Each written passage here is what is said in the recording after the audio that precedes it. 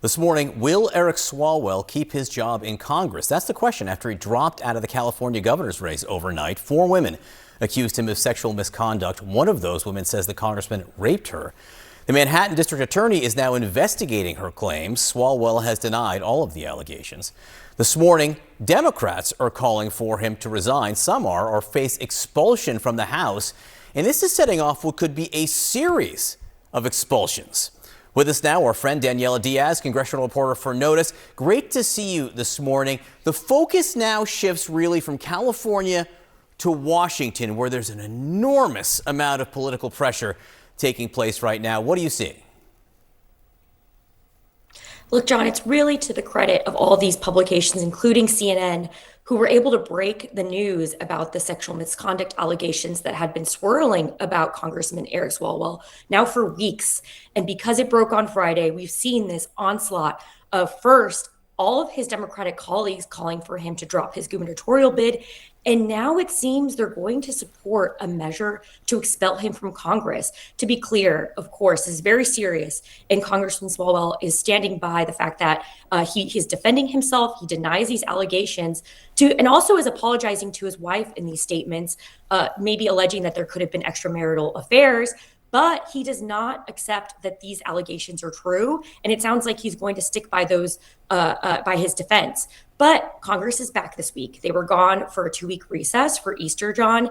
And tomorrow the House is back. And his Democratic colleagues, of course, including with Republican colleagues in the House, are going to move forward on a measure to expel him from Congress. Something that's only happened, John, about 6 times before in the history of Congress. The last member of Congress to be expelled being, of course, Congressman George Santos. How could we forget about him?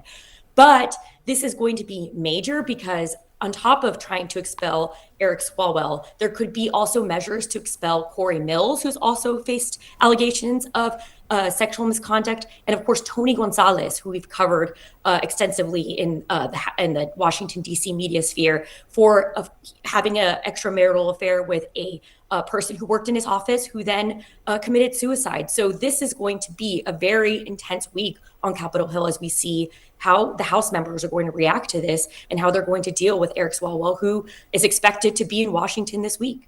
Yeah, and some are even talking about a package deal where as many as 2 Republicans, 2 Democrats are expelled, or 1 Democrat, 1 Republican expelled this week. Could be extraordinary goings on. It is worth noting, Swalwell's the only one of these individuals not to be investigated yet by the Ethics Committee. So it would be unusual, but Congress certainly has the power to do it if they want to, correct?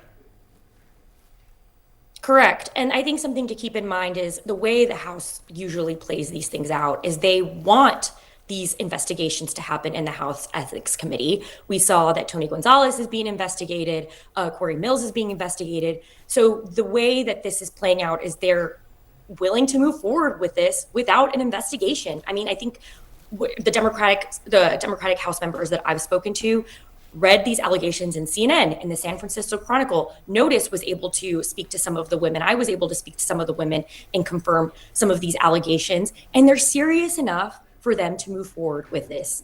It's really a big deal, the fact that this congressman, who of course has served in Congress for 10 years, he was seen as a front runner in this gubernatorial bid, which really launched this avalanche of women coming forward, especially after swirls of allegations on social media, which I think helped a lot of women to feel confident to come forward. And this is what's leading to this moment right now where we could see several expulsions in the House. With us now, CNN senior legal analyst, former assistant U.S. attorney for the Southern District of New York, Elie Honig. Counselor, good to see you this morning. Talk to me about the Manhattan DA's move here. What will they be investigating? How will it work? Why'd they jump in? So, John, a case like this is likely to come down to the single issue of consent. Was this sexual contact consensual or non-consensual? Now, the first thing prosecutors will do naturally is speak to the complainant, the woman, get her full statement, get as much detail as they can.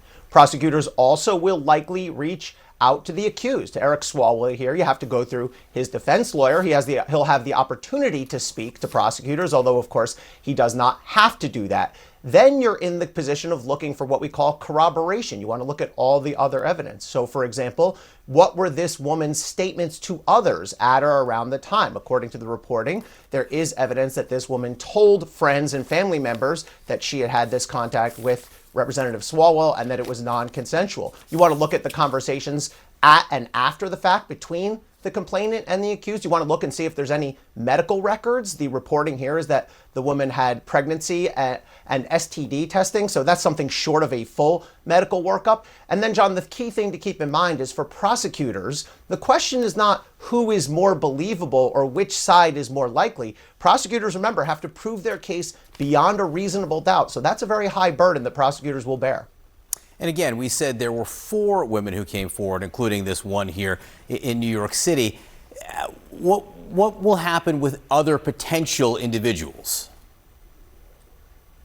Yeah, so the allegedly criminal conduct that the DA is investigating relates to one of the 4 women, but prosecutors likely will want to speak to the other 3 women who had other sorts of unwanted advances, photos, and texts and exposure from Eric Swalwell. Now, prosecutors have to be careful here, though, because you might be able to offer that evidence if this case ever went to trial as a prosecutor by saying, well, it establishes a pattern. However, judges and prosecutors can get in trouble if you bring in too much of this, what we call other bad acts evidence. For example, Harvey Weinstein had one of his convictions thrown out because prosecutors introduced and judges admitted too much of that other bad acts evidence. So I think if you're a prosecutor, you do want to speak to these 3 other women, but I think you want to be careful with how you use that evidence. So the other half of the intrigue surrounding the Swalwell situation is what happens in the House of Representatives. There may very well be a move this week to expel him, something that's almost never been done, though it has been done recently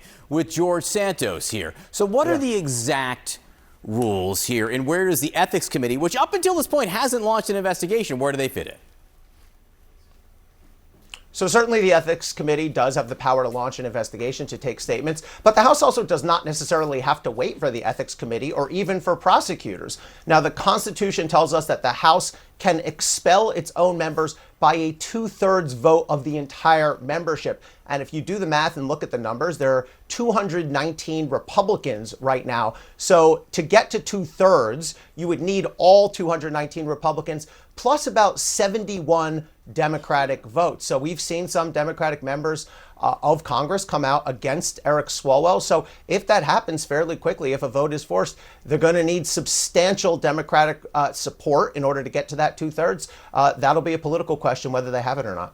All right, so the group chat is back. I wanted to talk about this because this statement came from Hakeem Jeffries. He said, following the incredibly disturbing sexual assault accusations against Congressman Swalwell, we call for a swift investigation into the incidents, and said that this is unacceptable of anyone, certainly not an elected official, and must be taken seriously. Ron, why do you think that Jeffries spoke so strongly in this case, where we have seen Congress be very reluctant to expel lawmakers with their tiny minority and majority lines?